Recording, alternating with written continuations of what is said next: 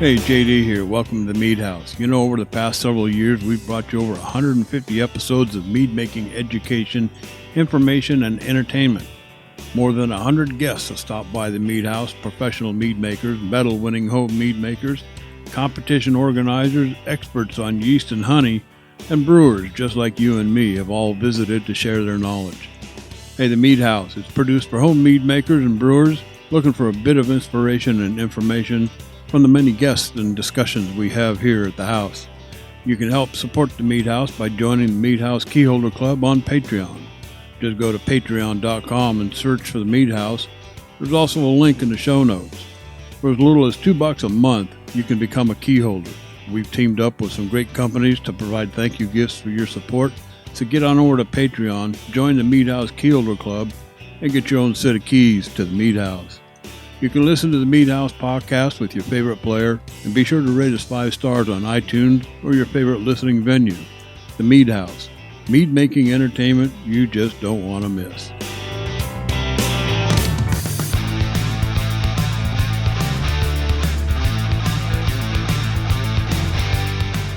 Hey, welcome to the Mead House, and thanks for listening to episode number 187.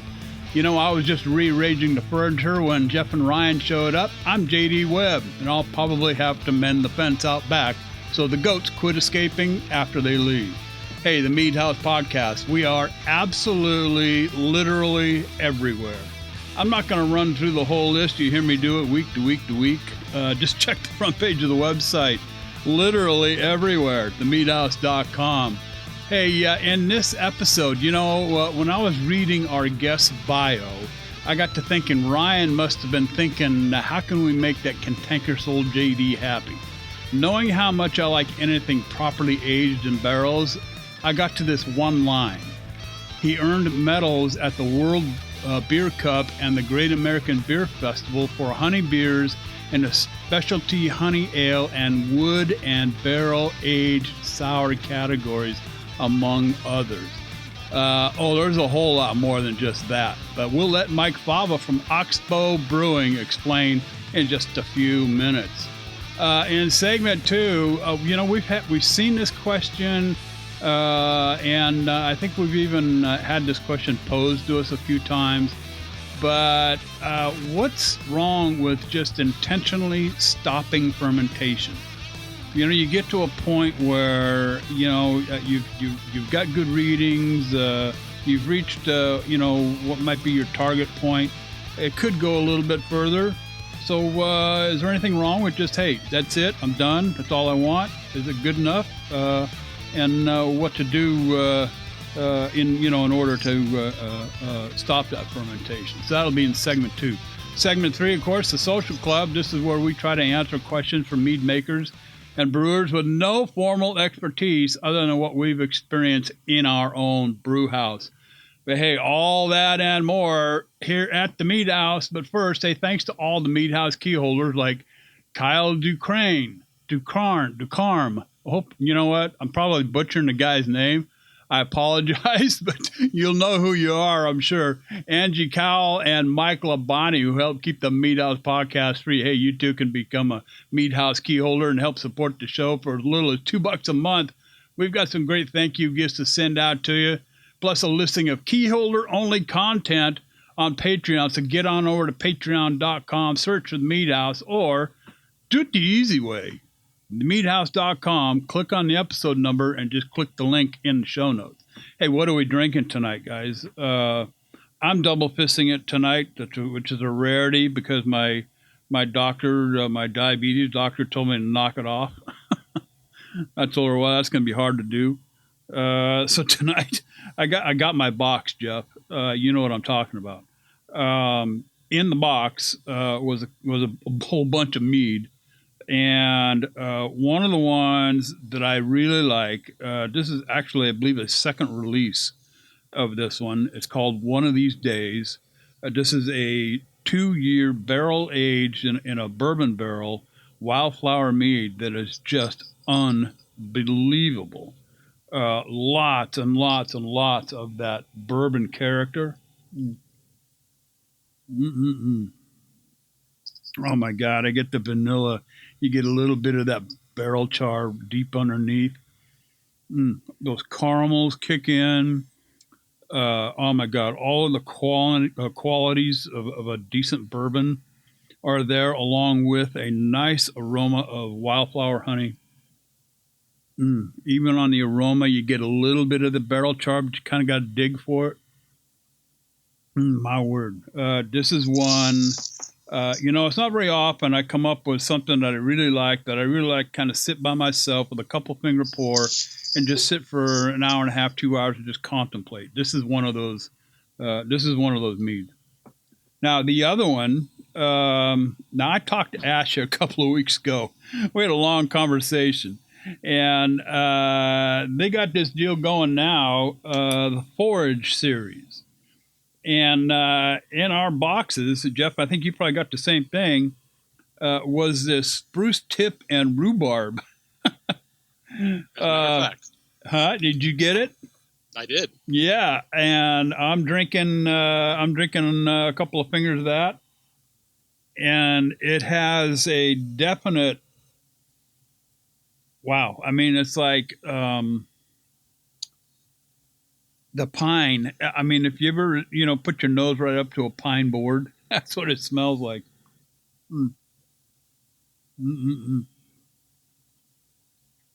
Wow.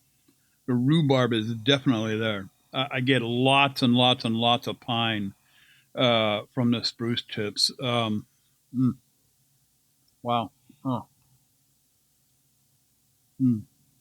Definitely rhubarb and spruce tip. So good job, Ash and Evan. Probably more Evan than Ash. I know Ash spends a lot of time down at Hobbs Brewing. Evan's pretty much in charge of the mead program up there at Zap House.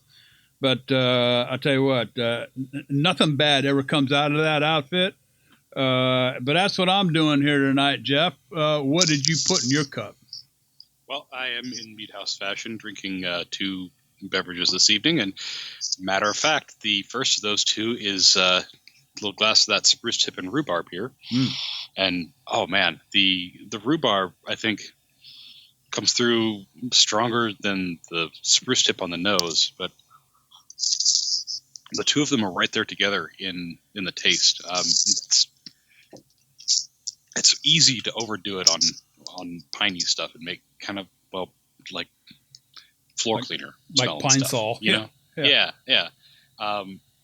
And I don't think I ever would have thought of putting rhubarb and spruce tip together, but this is a really fantastic flavor combination. It's got that kind of that freshness and the a little bit of the acidy bite from the spruce tip. It's got the tartness and the acid from the rhubarb.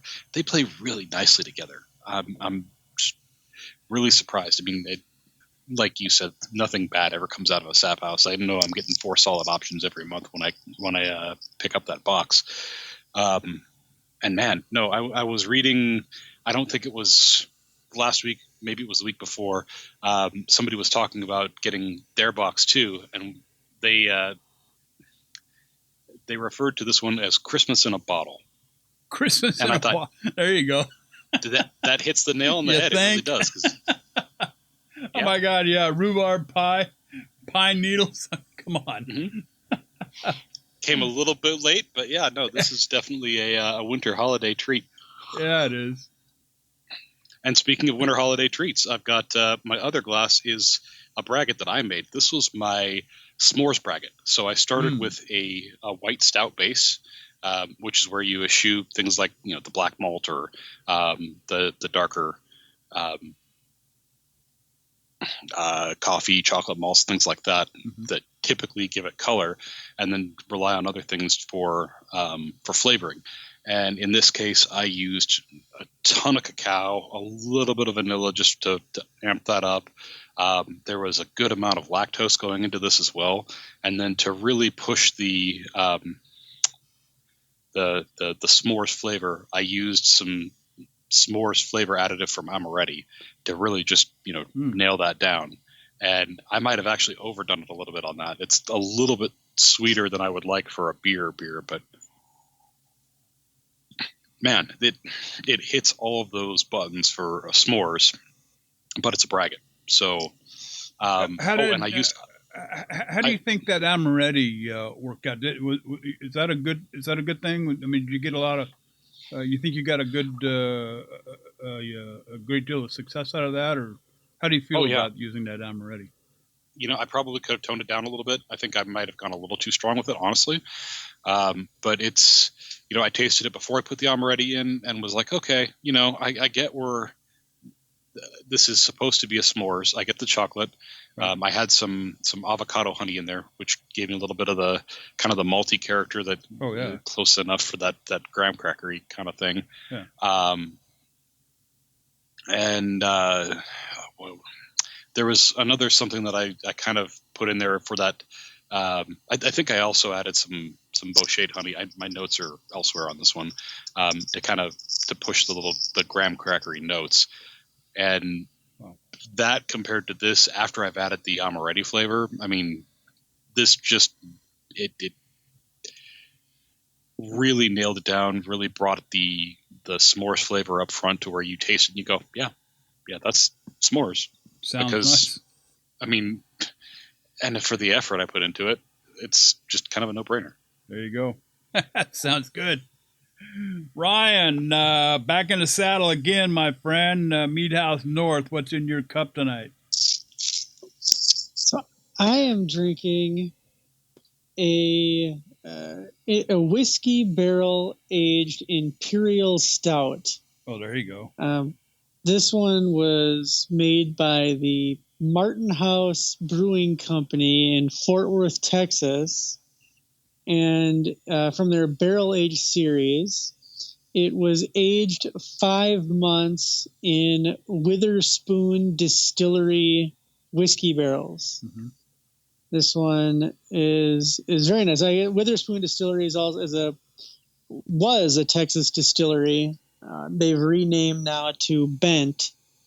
This one was brewed. So I'll give you the dates on here. It was brewed on August 4th, 2017.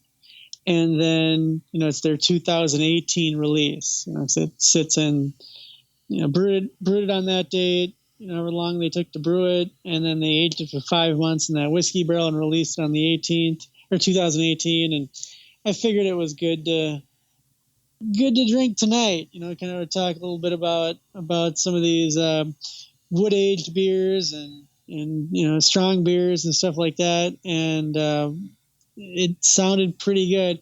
It's delicious. It's it's motor oil black as it comes out, and I really love on some of those stouts when they get that caramel colored head, and it's very good. I mean, this thing it's an imperial. It clocks in at 12.4% 12.4% ABV.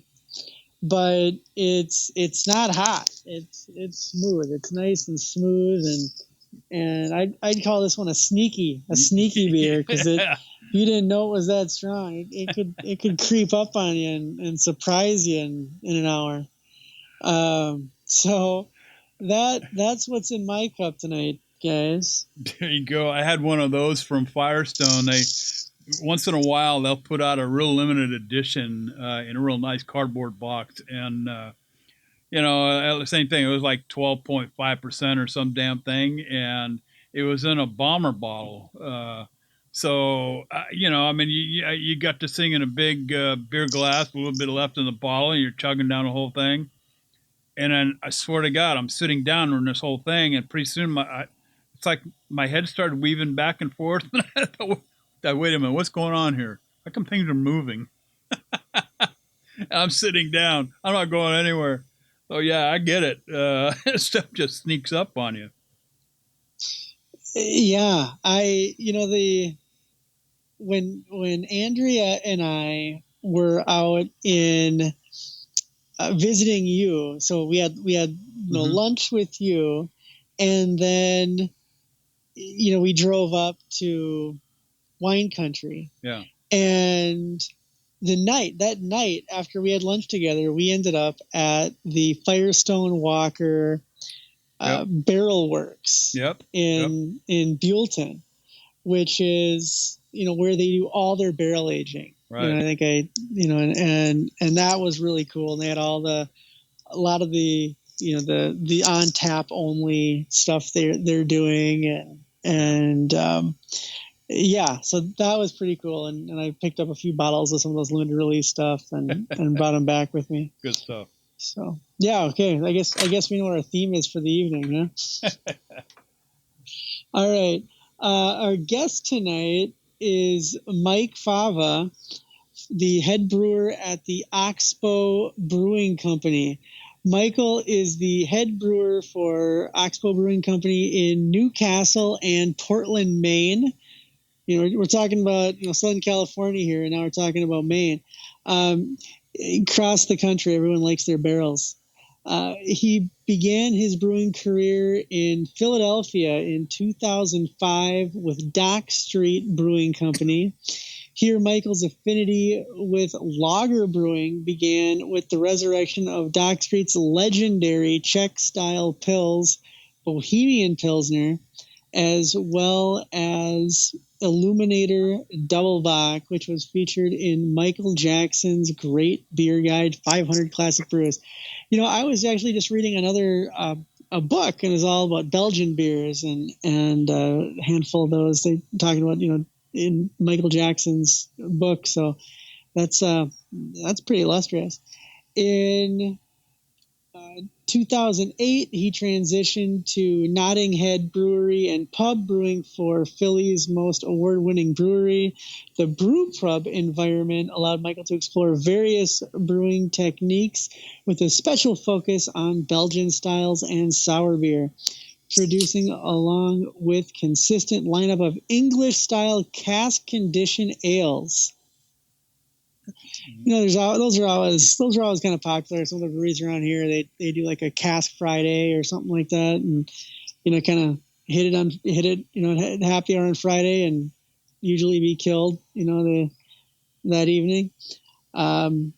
While at Notting Head, he earned medals at the World Beer Cup and the Great American Beer Festival for honey beers in the specialty honey ale and wood barrel aged sour categories, among others. In 2012, aspirations for crafting authentic farmhouse ales led him to an 18-acre farm in Maine, where he now oversees the day-to-day operations of Oxbow's Brewing mixed fermentation and barrel aging program. Joining Oxbow Brewing Company within the first year placed Michael in a position to source, design, and install equipment as the company has grown. In 2018, Oxbow upgraded they upgraded their equipment. And they've got currently operates 11 fermenters, 11 conditioning tanks, 30 transport grannies, 2 fruit infusion tanks, and a robust oak cellar. JD, that sounds like something that you'd like to put in the Mead House Southwest. Yeah, you think? in my Mead House, my 2-bedroom apartment. Yeah, I'll just put it all in the second bedroom. Yeah, there you go. 2 fruit infusion tanks. Welcome to the show, Mike and Michael. And what's in your cup? Hey, thank you for that wonderful intro. Wow, I feel really important. Our neighbors in Portland are a meadery. Actually, both of our facilities, our neighboring businesses are mead operations, which is very fitting for this podcast. So, since we're talking about beer and using honey and beer, I figured I'd grab a mead they use as a beer ingredient. This is Maine Mead Works Honeymaker dry hopped mead. So they dry hop it with some American hops, really gets that aroma going. And it was burning a hole on my shelf and figured this is the perfect night to drink it. There you go. Hey, before Ryan usually has a whole list of questions before he gives me and Jeff a chance. But I'm going to come up first, okay? Been talking about this for the last few weeks. My wife and I are planning a trip back east. Now, how far is Newcastle from Bangor? We're about 2 hours south. 2 hours south. And right along the coast. So we're not too far from the ocean, right in the mid coast. You familiar with Herman? Herman Island? Herman Pond, Herman, Maine. Oh, not intimately, just on the map. Herman, I think it's Herman. I'm going to be, my wife and I are taking a trip in June. We're driving east, going to go up to Herman, Maine, where my sister just bought a house. And sounds like Newcastle just might be on the way. Because they're not too far from Bangor. Oh, yeah, you bet. I mean, we'll be heading north. So expect a call from me when I get out that way. Oh, please do. Please do. Reach out. Come visit us. Absolutely. Hey, Ryan, I had to throw that out there. You know that. No, absolutely. I know that. JD is planning this trip here. He's gonna, drive from Southern California up to Maine, and it's gonna take him about. I don't even know if I'm going to make it all the way out to my sister's place with all these stops I'm going to make along the way. It's going to end up being about a 3-year trip for him because he's going to, pull his rig into everybody, that makes mead or brews. All of our guests here lately, kind of on the way. And stop by and have a drink and a barbecue until they kick him out. Anyway, go ahead, Ryan.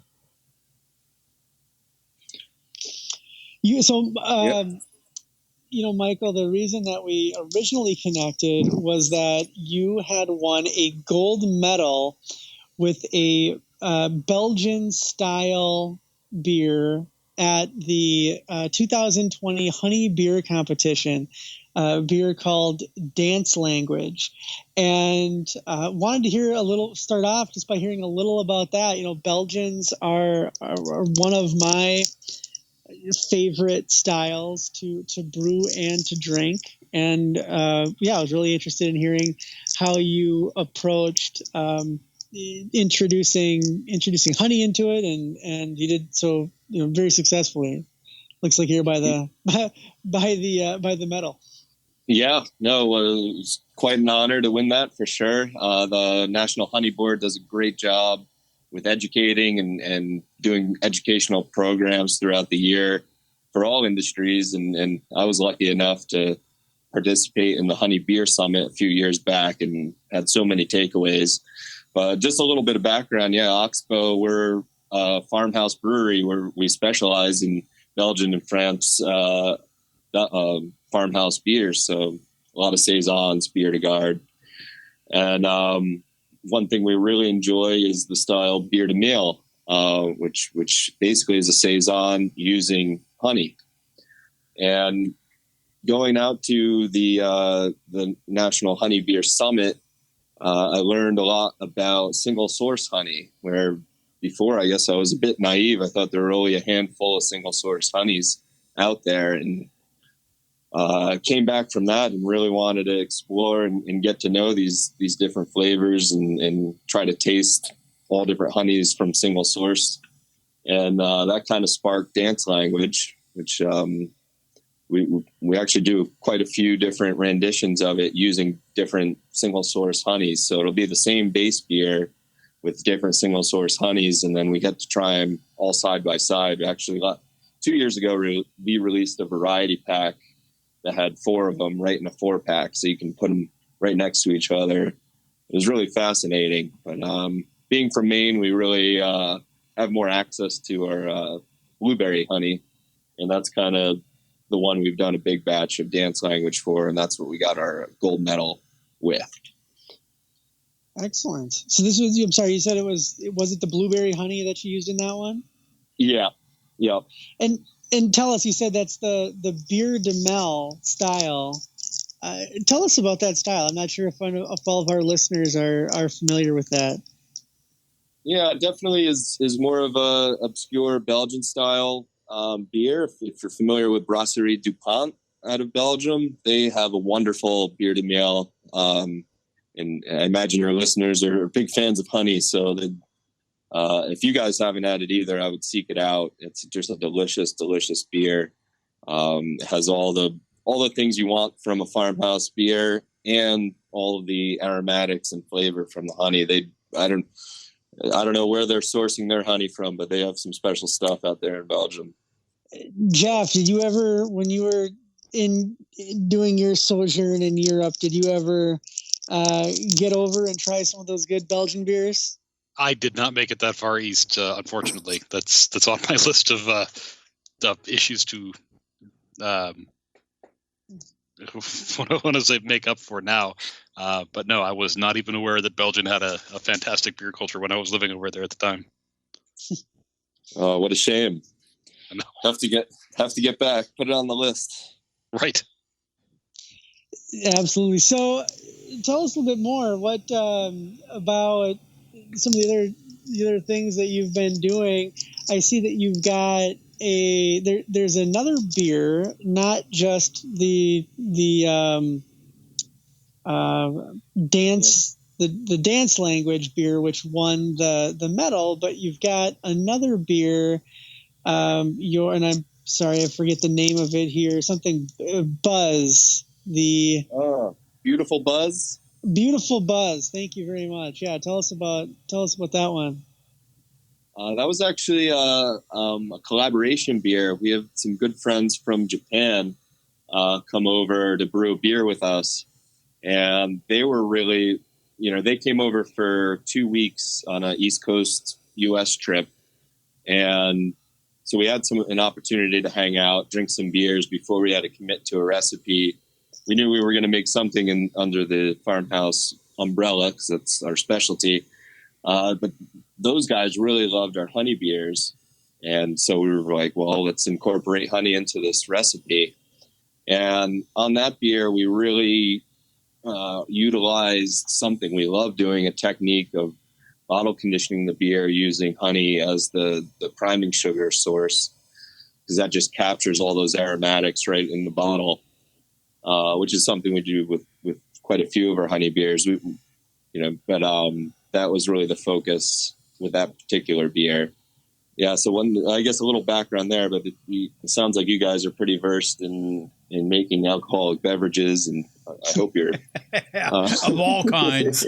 Of all kinds. So I'm assuming you do some bottle conditioning for some sparkling meads, and it sounds like you made a braggot there. So, instead of using dextrose or a simple sugar, using honey for your priming sugar is just such a wonderful thing you can do to capture those aromatics into the vessel. So that's really a fun thing we play with quite often at Oxbow.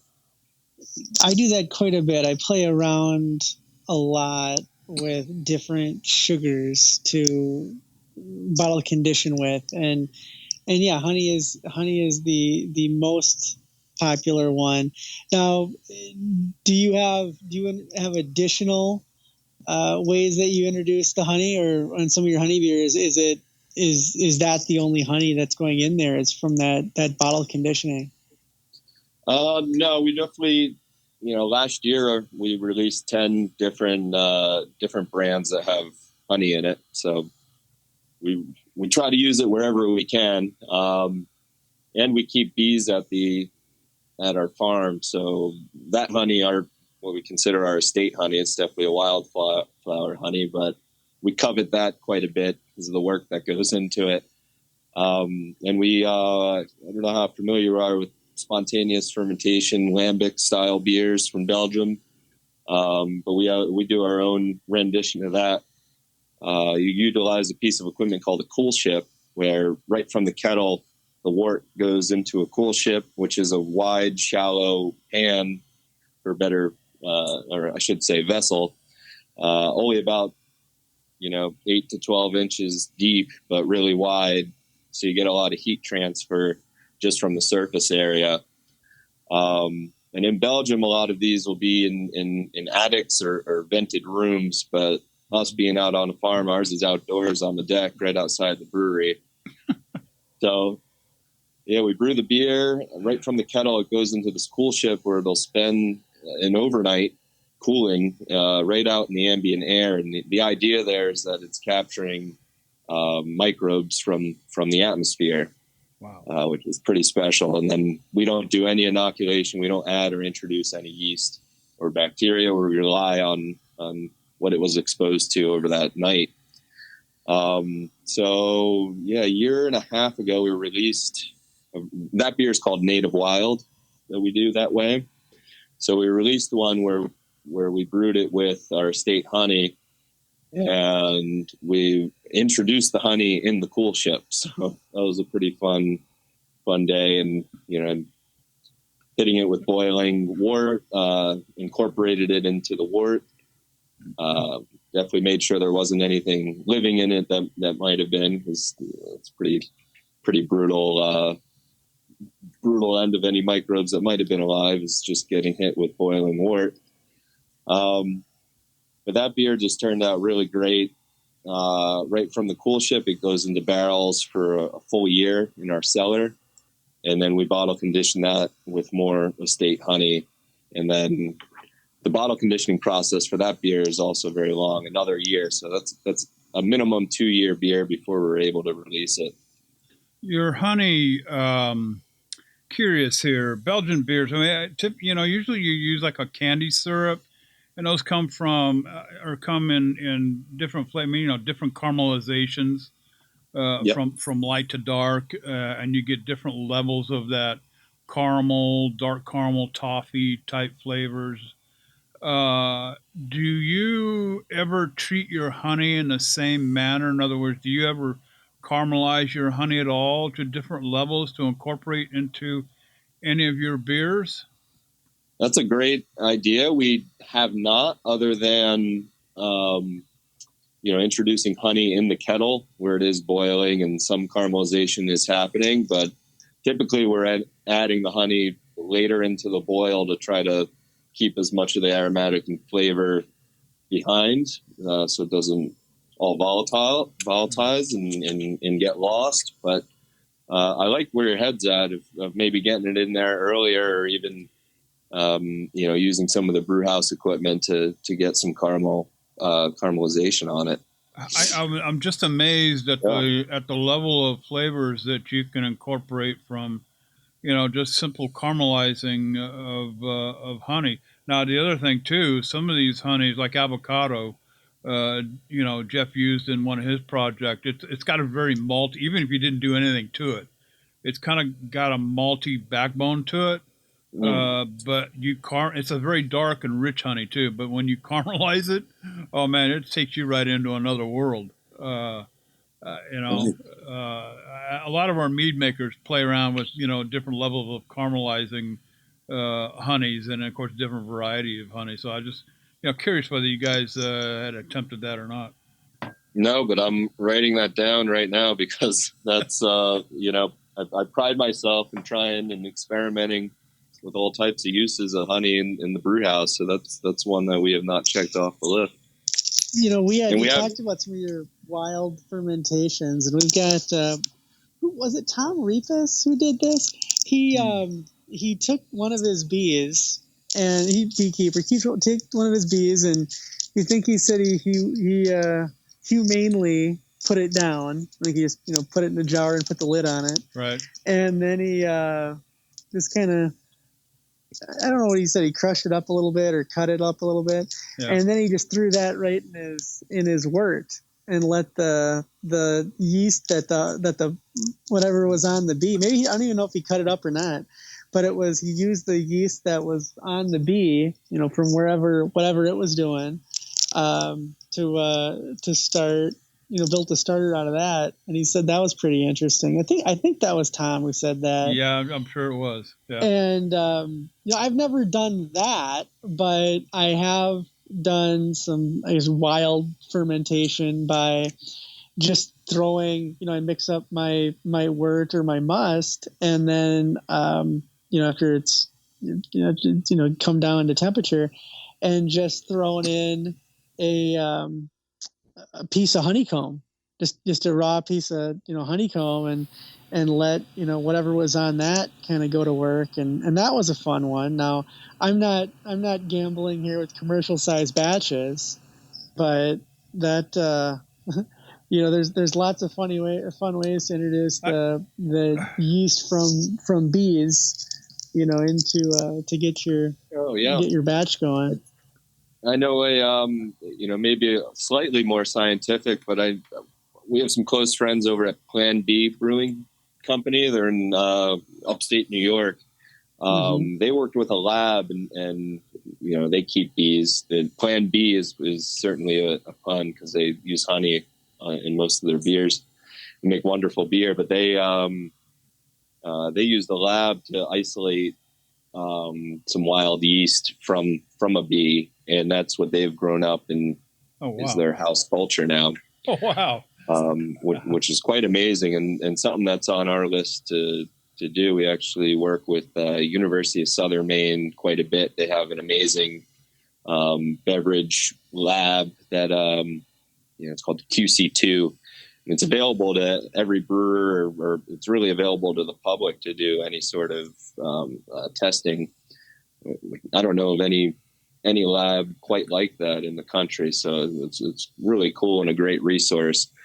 But we've worked with them on some research projects, and that's one that's on the list for hopefully for summer this year. So they're very intrigued with it, and we are as well. So hopefully something good comes out of that. One question I should have asked before I asked the one I did was why honey? Like I said, Belgian beers, candy syrup kind of go together. And you can get candy syrup in all different kinds of flavors, bacon, bourbon, you name it. So why honey? It's more expensive. It's delicious. The floralness of it. Again, we really started off with using wildflower honey and then, the honey that we were collecting on our property. But it just opened up this whole world of different flavors, especially when you're dealing with single source honeys. And I think the flavor and the aromatics that are produced are pretty unparalleled. It's really hard to nail that using other things. And for us, we're using such an expressive yeast strain. If you're familiar with farmhouse style beers and using a Saison yeast strain, the esters that they produce and phenols they produce are really, really expressive. And I think honey just complements it so well.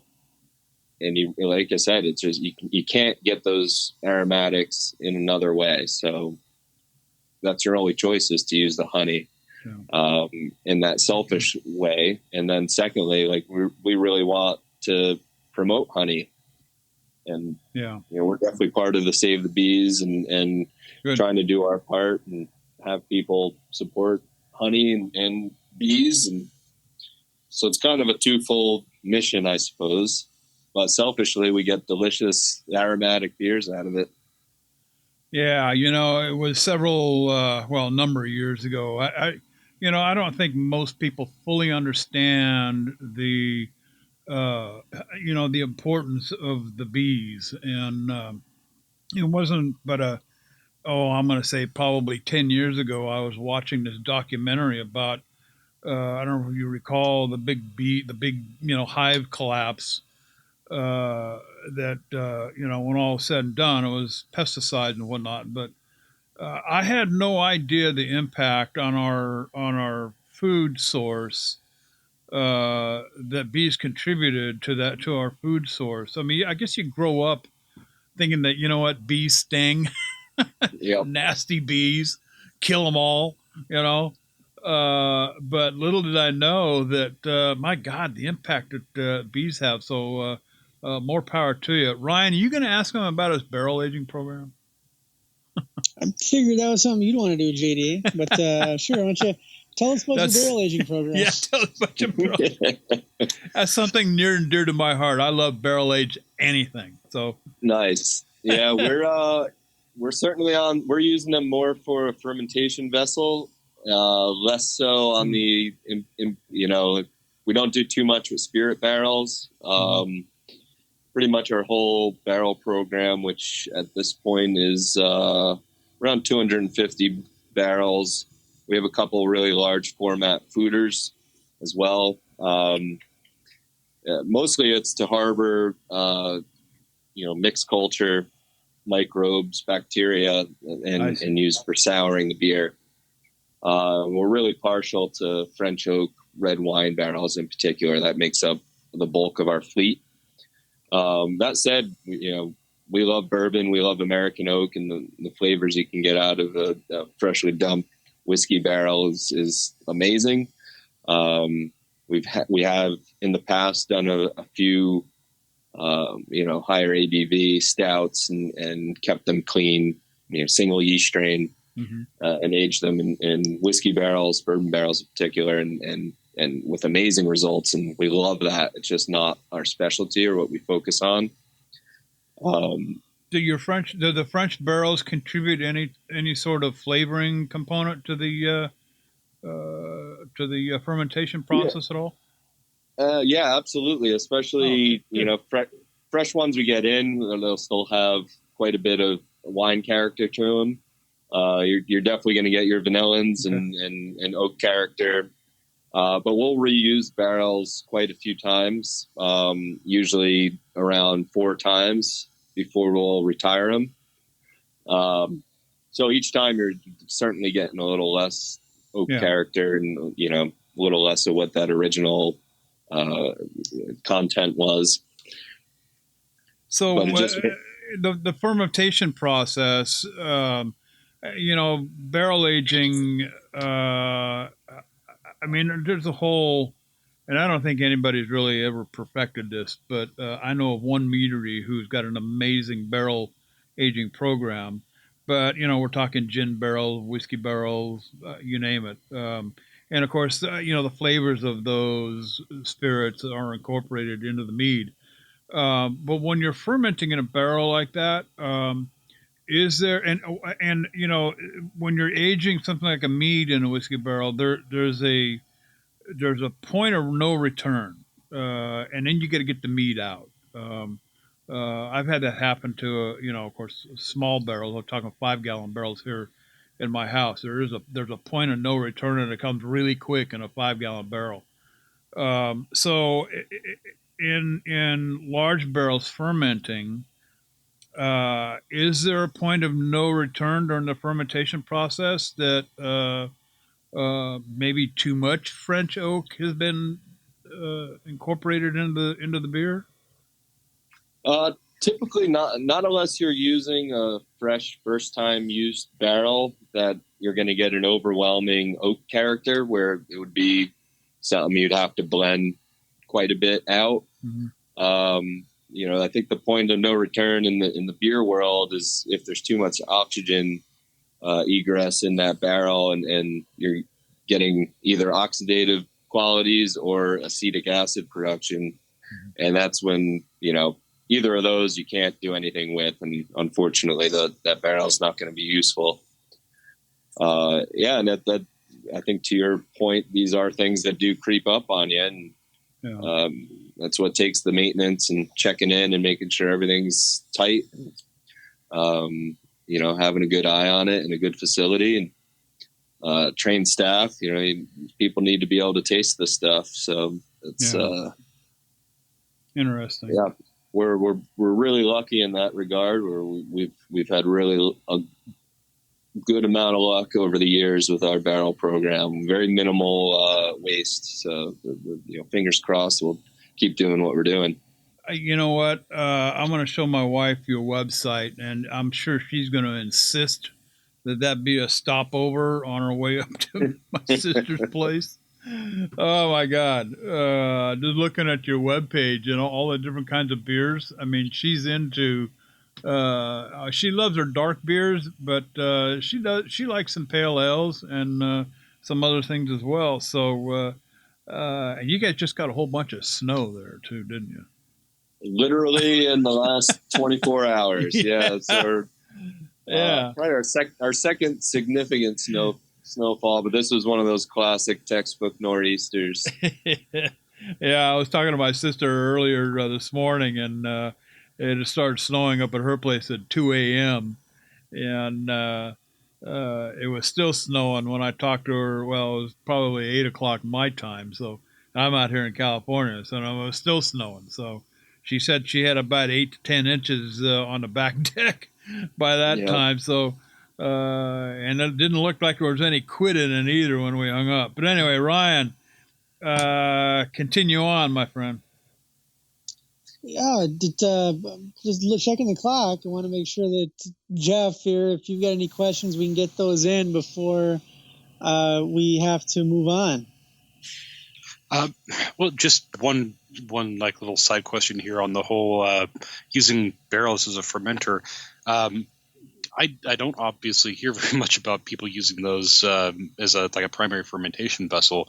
What kind of like long-term use do you see on investment like that compared to something like a stainless? Do those tend to last as long? Do they? You mentioned more upkeep and things like that, but how long do those last for you there? Well, luckily the beers we're aging in them were, usually a minimum of 6 months. 6 months to a year is kind of where we're at with these beers. And we try to reuse them about 4 times. So you can somewhat quantify that investment. Sure. But yeah, there are some other gadgets that certainly help. And over the years, we've invested in a steam generator, which has been a godsend. It really allows us to really clean out a barrel and get it to neutral. Or if we have a leaky barrel, we can rehydrate it using steam, and that really creates a vacuum and sucks all those staves really tight. Nice. So not too many breweries or certainly people out there have a steam generator sitting around that can get a barrel back in shape. But it's one of those philosophy things. And the founders of Oxbow, the very first beer ever made at Oxbow was a barrel fermented mixed fermentation beer, and that kind of set the stage for where we are now, and almost 10 years later. Wow. Nice. Good stuff. Yeah. Awesome. Yeah. Well, Michael, thank you for your time here. Thanks. And yeah, I think JD's you might be getting a guest here sooner or later. Oh, he's on the list. Yeah. Please do. Please stop by. Yes, I would love to. And if it's in the spring, we'll probably have our piglets. We do raise pigs out here. We're big fans of curing pork and making our house prosciutto. Oh, yeah. So, dude, I'm an old cowboy from Colorado. Pig roast, the whole 9 yards. Been there, done that. I can't wait. There we go. I can't wait. Well, hey, Mike, again, thanks for stopping by. Now, folks out there, our listeners, are going to be curious if they can get a hold of your beers or not. Where's the best resource? And tell us about your website. Yeah, our website's pretty extensive and definitely is going to have some information about where our beer is available. We do send some beer to Southern California, so excellent. Depending where you guys are, it might be a little easier to get than you think. We are a small brewery, but we do have a pretty far reach. We do try to send our beers around, and the type of beers we're making have a great shelf life. We put a 5-year shelf life on most of the barrel-aged mixed fermentation beers. So, don't be worried. You see that out on a shelf, it's going to taste great. And your website, Oxbow, let's see, what does that say? Oxbowbeer.com? Yep, that's it. Oxbowbeer.com. Yep, and on Instagram, it's Oxbow Brewing Company. So both have plenty of information, and you'll be able to find our beers. Well, for our listeners, we'll put the links up in our show notes as well. So, Michael, man, really, thank you so much for spending some time with us here at the Mead House. Really appreciate it, and we look forward to having you back again. I'm sure we've got much more to talk about. Yeah, I'm here. I still have this bottle of Mead I'm going to polish off. Thank you guys so much for thinking of me and having me on. You bet. And enjoy the rest of the show. All right, take care, Mike. All right, take care. All right. Wow. How'd you find this guy? I just I dig around the barrel and see what comes up. Stick around the barrel, see what comes up. How interesting. Man, you go to his webpage and look at all the different beers they're doing. I thought he said we're a small brewery. Wow, check their website out, oxbowbeer.com. Man, there's a lot going on there. There's a heck of a selection there, yeah. Yeah, I mean, I can't wait to get out there, and I'm definitely going to make this a stop. This has got to be a stop. Got to be a stop. It's going to be kind of on the way. It's a little bit more towards the coast than our route takes us, but you know what? There's lots of highways out there to go north. So, and the one that these guys are off of, I'm sure we can make the trip. So, looking forward to it. Good stuff. Good find, Ryan. Thank you. Segment 2, guys. Let me get back over to my show notes here. Now, this is Jeff. This is a topic that I think it's come up a couple of times on the show, but I don't know that we've really spent a whole great deal of time on it. And this is a lot of people out there ask the question whether if it is okay to stop a fermentation at some point before a yeast gets to its tolerance. And I think some of the questions, maybe some of our answers have been, why would you want there? Why would you want to? Mm-hmm. But I can see this going in a different direction too, right? Yeah. Well, and I saw this post on Reddit, while I was looking around over the weekend, and it occurred to me that this is a question that gets asked kind of a lot over and over again, especially for newer mead makers they've got a couple batches under their belt and they're about midway through a fermentation. They taste something and go, "Oh, this is great. I don't need to change anything. I want to hit pause right here and just bottle this, and this will be great." Mm-hmm.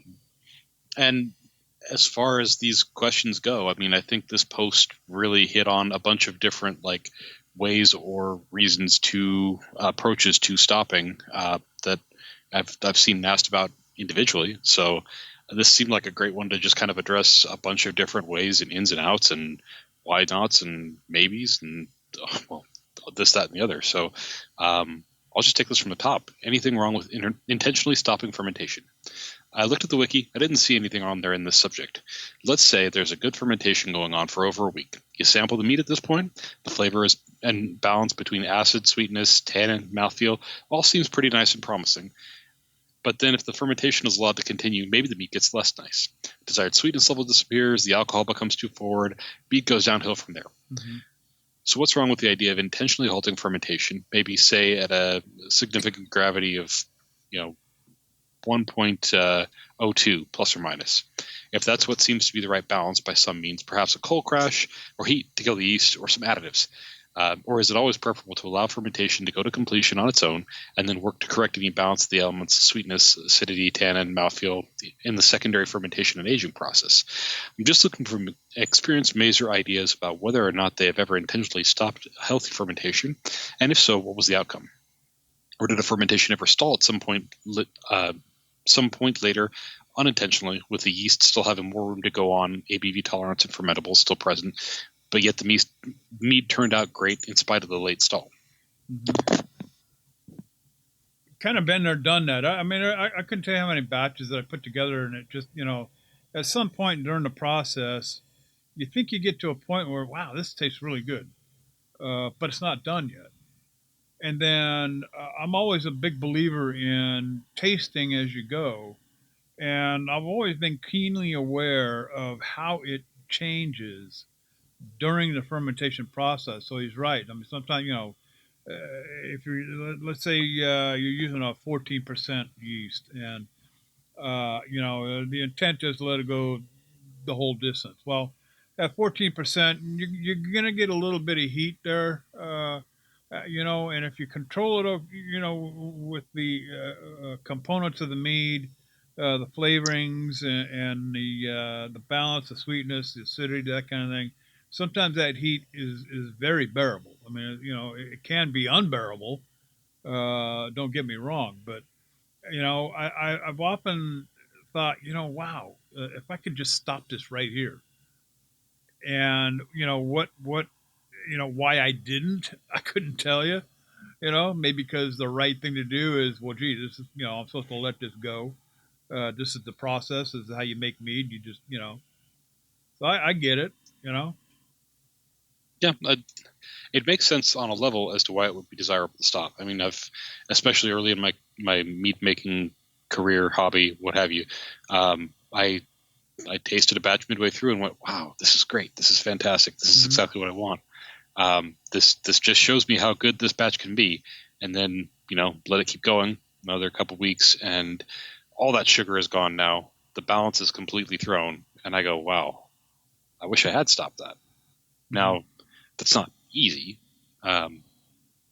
He goes through a few different ideas here: cold crash, heat, additives, things like that. Only one of those with an active fermentation will actually kill things, and it's probably not the best course of action to preserve that flavor exactly. Mm-hmm. We talked, I think, as recently as last week about how cold crash doesn't really. 2 weeks ago. I'm sorry, not the last episode. Yeah. Excuse Jeff. He's been on break for 2 weeks. Apparently, I've been sleeping through the whole break. So, as late as last episode, I think we talked about how cold crash doesn't really kill anything. It just kind of puts it into hibernation or makes it, sleepy. And if you're leaving residual sugar and you're going to bring it back up to temperature without, taking any further action,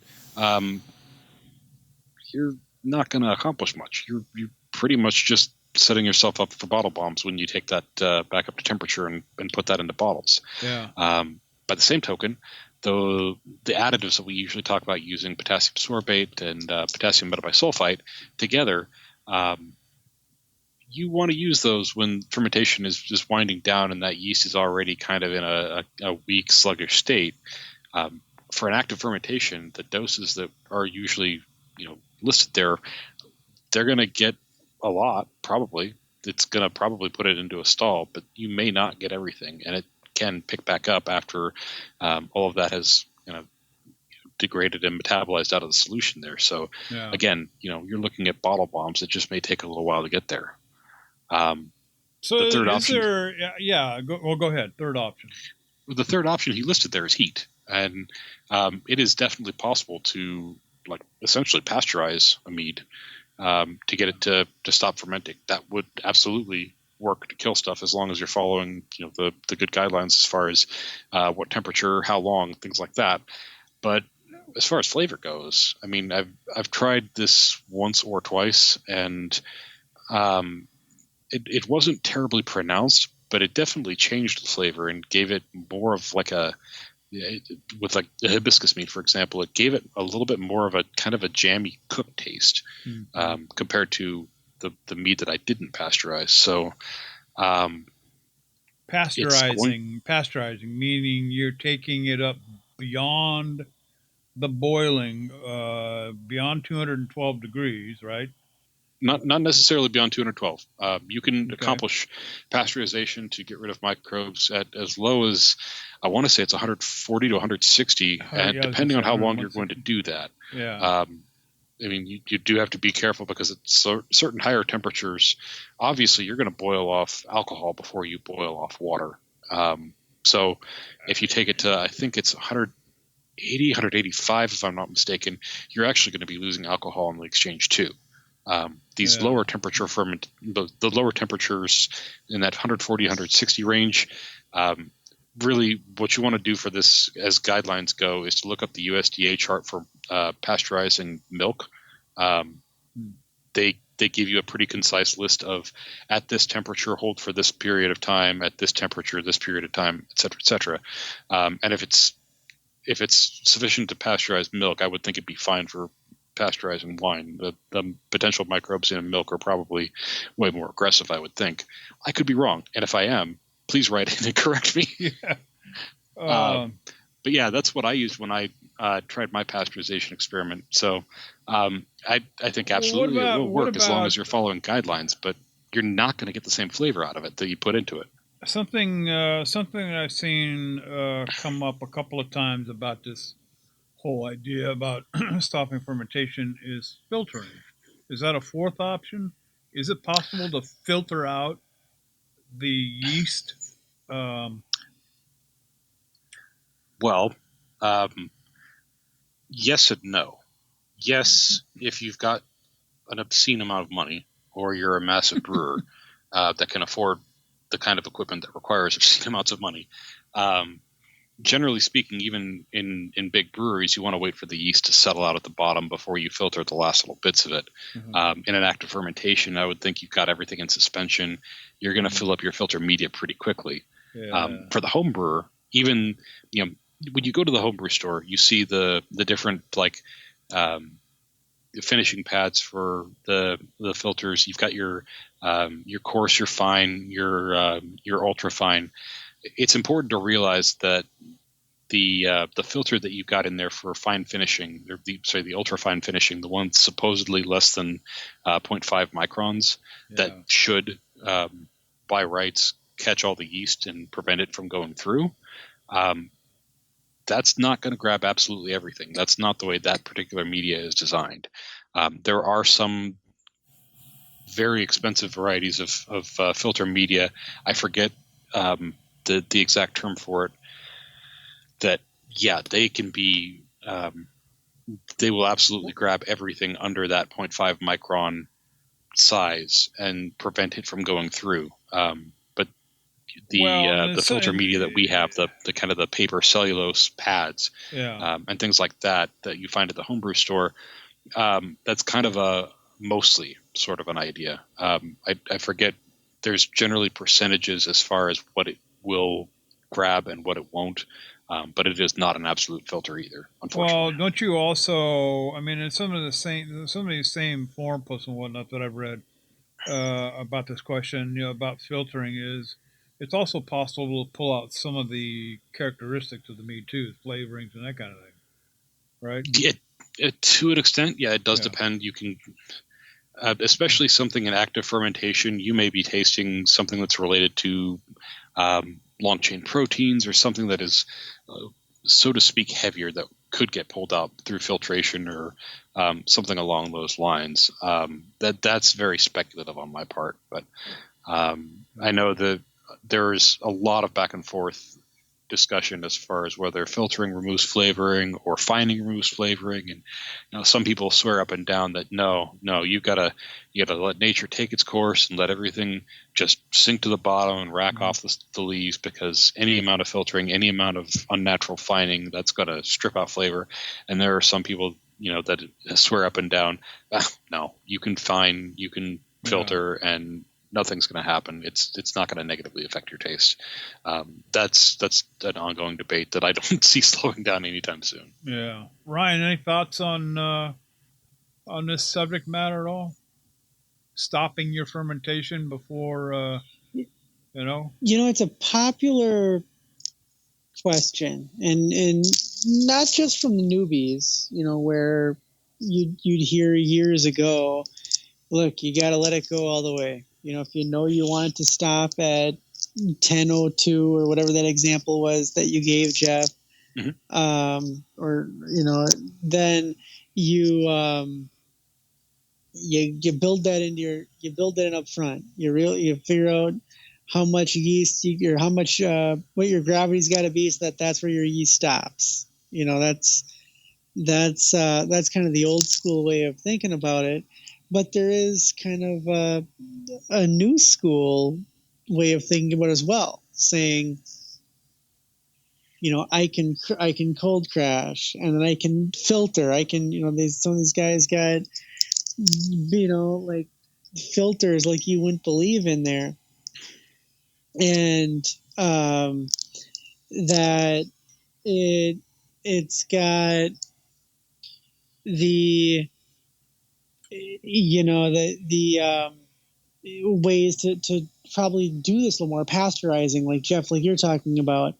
But I think it's an ongoing thing. I don't think people are going to stop wanting to try to figure out how they can stop fermentation. And it's really more about what's the risk reward type thing. And I think the risk for a lot of folks, the biggest risk is going to be bottle bombs, Mm-hmm. and then going from there. So, yeah, I think it's an interesting topic as more and more people, smart people, try to think about these things and figure it out. I wouldn't say that it's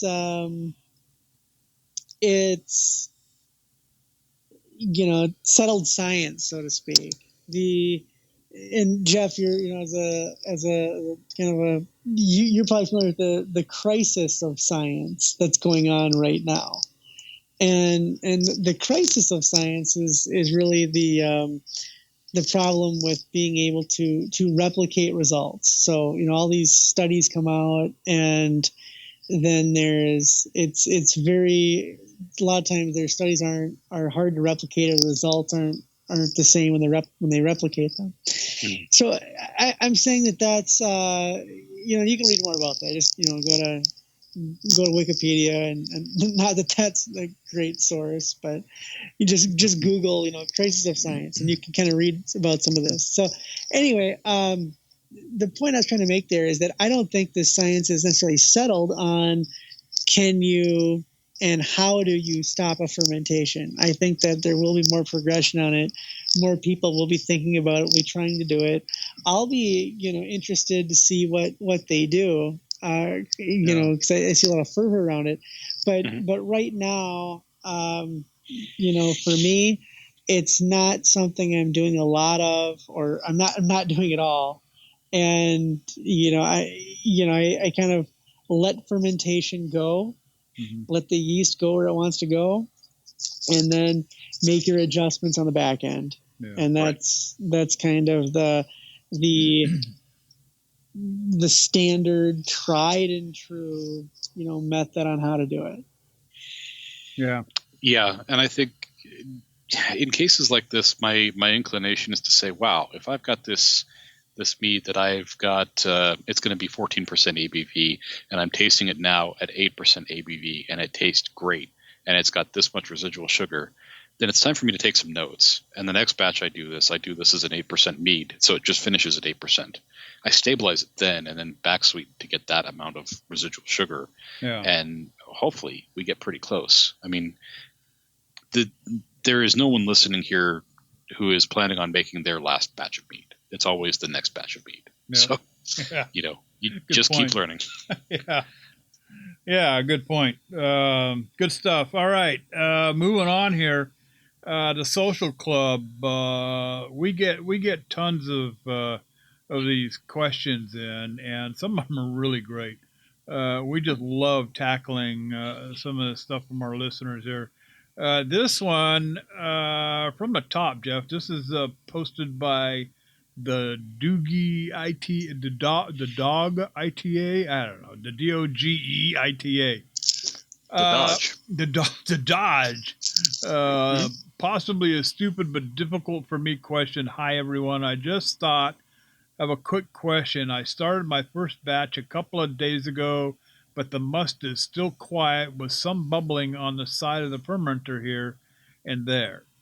Proportions were 1.5 kilograms or 3.3 pounds of honey, 4.5 liters or a half gallon of water, a gallon, or 1.2 gallons of water to start out. I suppose I should put my glasses on. Added 3 grams of yeast, but I feel like it's not very much yeast, so I was wondering, should I add more? Can I add more at this point? Should I wait more time and then go back to the previous questions? Yes, and yes. That's my take. Yes, you can add more yeast. Yes, you can add it, well, preferably earlier than later. But if you have bubbles showing on the sides, yes, it's fermenting, just not very quickly, right, Jeff? Yeah, and should you add more? I mean, maybe not. 3 grams of yeast for 1.2 gallons. That's pretty normal for my pitch rate. I tend to recommend 2 grams per gallon, and he's a little over a gallon. So, 3 grams should be fine. It's generally not very likely that you would overpitch. So you could put a full 5 gram little sachet thing of yeast in there and still be good. Yeah. It may be a case where, let's see, rereading this question, he doesn't really go into how long it's been fermenting. I mean, this could be a day in. Couple of days. He says couple of days. Oh, okay. I just missed that part. Yeah, couple of days. Yeah, it might be a little slow to start. Yeah. Maybe rehydrate the yeast a little bit better in the future. Set it in a little warmer place. Could be, yeah.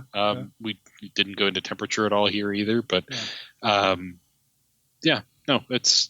might be just a little bit slow to start. Keep an eye on it. The amount of yeast is not necessarily the issue. He may also just need some more nutrient in there too. Yeah. Yeah, I mean, if you're sitting in London and you've got your fermenter sitting on the back porch where it's probably, 10 degrees, I don't know, what's Celsius, 10 degrees Celsius, what is that in Fahrenheit? Let's just use Fahrenheit, like 60 degrees Fahrenheit. Might want to bring it into the kitchen, set it on top of the refrigerator room, a little bit warmer. That might help. Just guessing. Ryan, I mean, anything to add here? I mean, it's a, kind of a simplistic question, I think. I think Jeff covered it pretty well. I concur with that. I concur. Statement. There you go. All right. Hey, Whiskey Bosmer, he says using an herbal tea. Now, this might be right up Jeff's alley.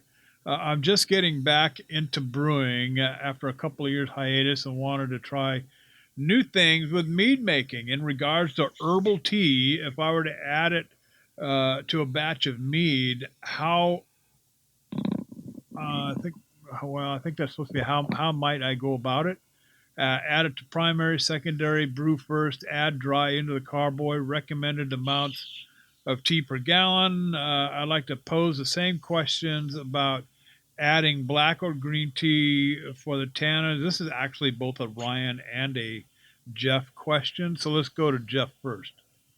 Okay. So not to echo JD's previous answer, but yes, and yes. You can add it to primary. You can add it to secondary. You can brew it first. You can add it later.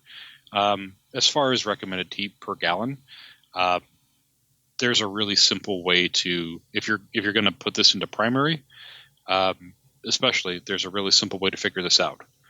Make yourself a cup of tea, the strength of the tea flavor that you want in the mead, and then just scale that up. So if you start with a pint-sized cup, 2 pints a quart, 4 quarts a gallon. So 8 times the amount of tea is how much you put in a gallon. There you go. That's simple. Pretty simple there. And as far as adding black or green tea for tannin character, you need less because you're not really looking for the flavor there. You're just looking for a little bit of tannin character. And I know some people just put in 1 tea bag. However much that is, or 2 tea bags or something like that. I think in this case, it's probably definitely something you want to do in secondary, and you kind of just want to taste it and go. Put it in there, give it a day, try it, leave it, see where that takes you, and you kind of play it by ear, so to speak.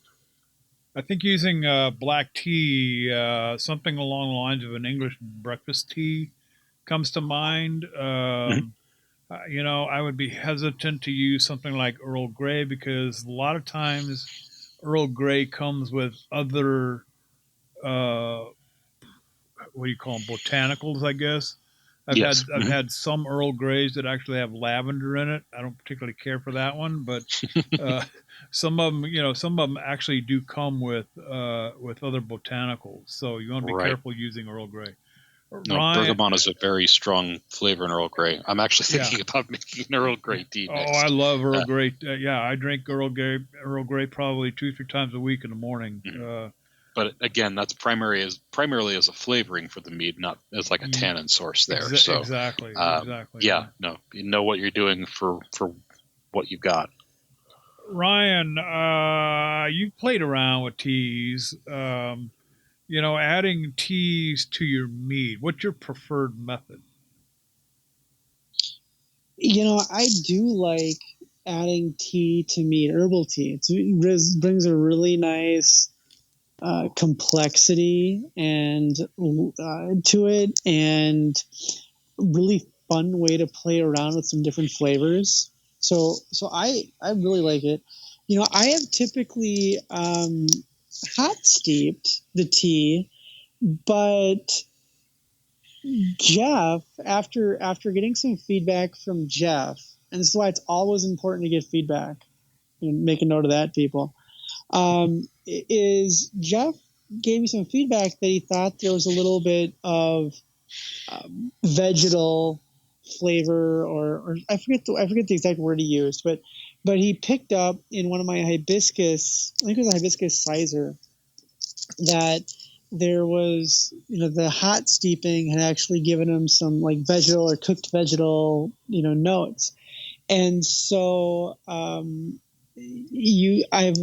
changed that methodology into cold steep, into doing a cold steeper, or and I don't necessarily mean like ice water, but more of just not hitting that boiling water, point, or getting quite so hot as to extract some of those things you don't want.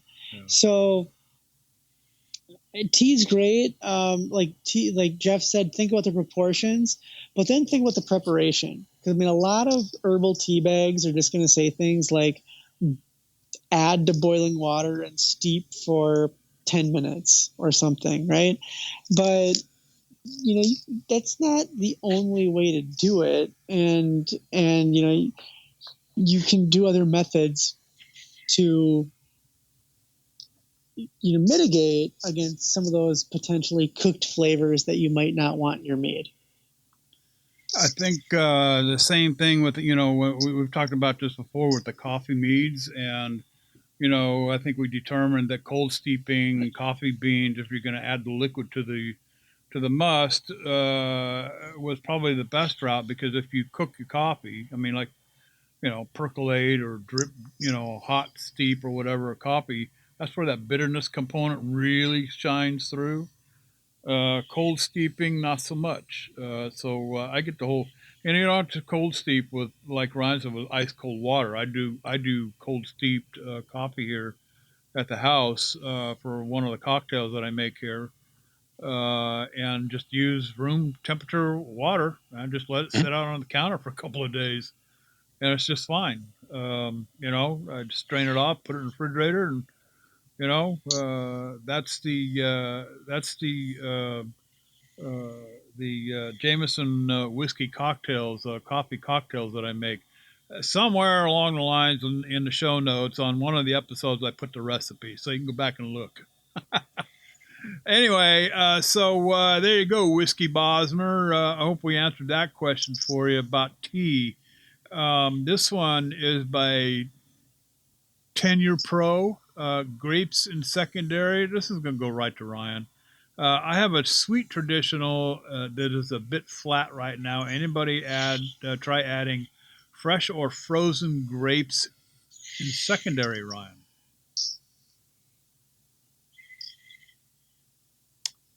Okay, somebody please wake up Ryan.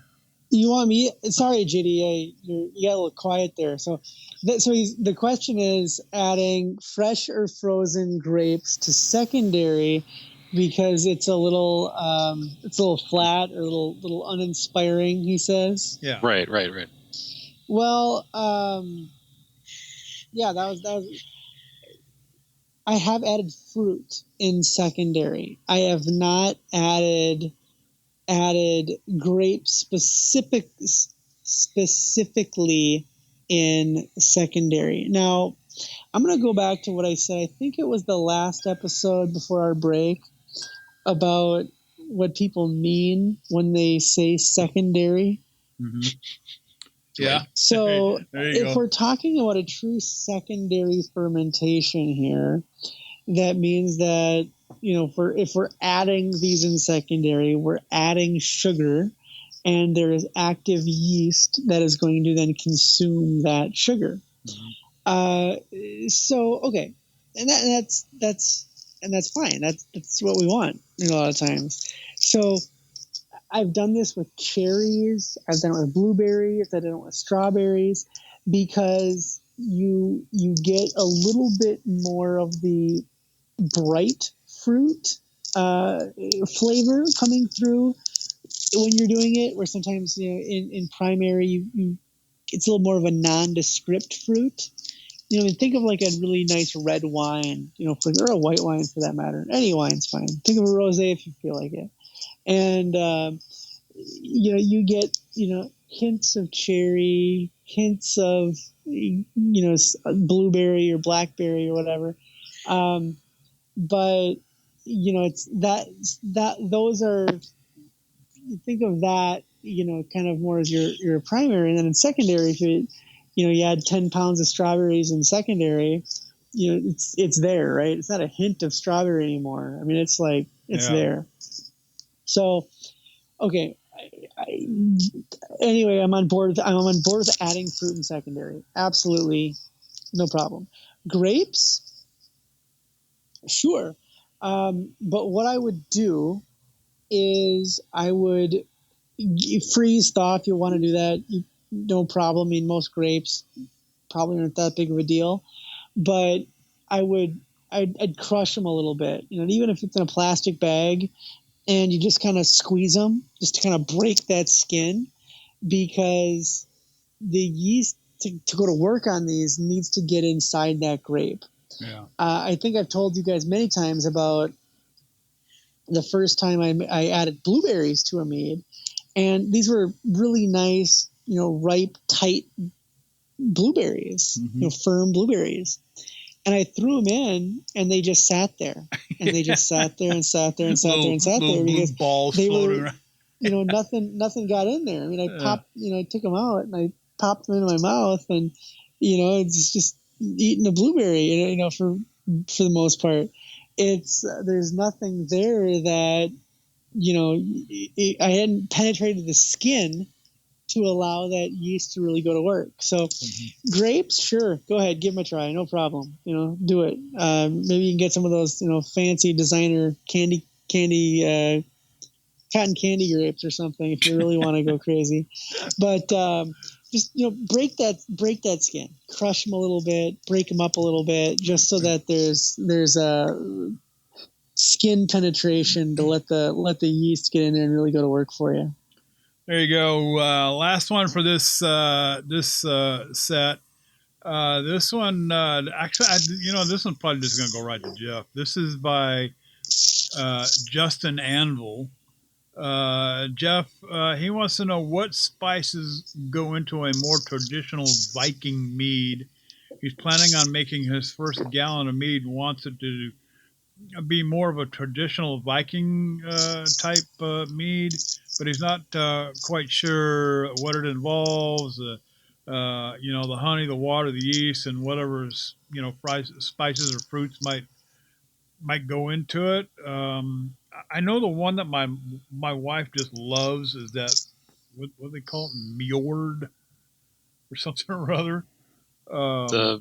The Vikings blood Mead. Yeah, right. Yeah, my wife loves that stuff, and it's really, I mean, it's got a really spicy, all kinds of spicy stuff. I can't even think of. I couldn't even name three of them right off the top of my head. But and I will say that I don't think that that's necessarily a traditional Viking recipe, because I know one of the primary flavorants in that is hibiscus, which. The Vikings were accomplished traders, but I don't think they traded quite that far. If there were Vikings in Jamaica, I will eat my hat, but I don't think they made it quite that far. As far as traditional Viking spices go, we're talking several thousand miles, right? From Asia to, like I said, they were accomplished traders, and I think in that had been a long boat ride. it occurs to me that there was the Hagia Sophia in Istanbul, like one of the biggest mosques there. There was some kind of like carving very high up in, I think it was like a balcony, or I don't think it was in one of the minarets, but it was fairly high up on one of the upper floors, and somebody got a ladder to go look at it. And for the longest time, nobody recognized what it was. And they found out it was actually like Firthark writings. It was the old Viking runes from 1,000+ years ago. And they translated it, and it said, "This is really high." This is really or something along those lines. And basically, apparently the best guess anybody has is that some Viking traders came down the river to trade, happened into the mosque, and did a little graffiti while they were there. Yep. There you go. Those guys got around. So, the short Mead. answer is I don't know, but probably whatever they had on hand. And you got to figure juniper was probably really easy to get up there. What would they? Okay. So I just kind of went off in my head. What would they have foraged? I'm sitting there looking at this bottle of this pine or the spruce tip and rhubarb. This is the forage series from Sap House. Mm-hmm. Okay, so what would a Viking forage from the neighboring? However far his travels would have taken him, where he's camped out or housed or whatever. I mean, what would he have foraged from there? So to contribute. Bear in mind, Viking is a job title, not a people or a race. Mm-hmm. These guys were the raiders and the traders and the guys on long ships. But for your average, Dane or Norseman or Swede from that period of time, you step out your house and go for a walk in the afternoon. You might come across juniper. You might come across some kind of a spruce or fir tip.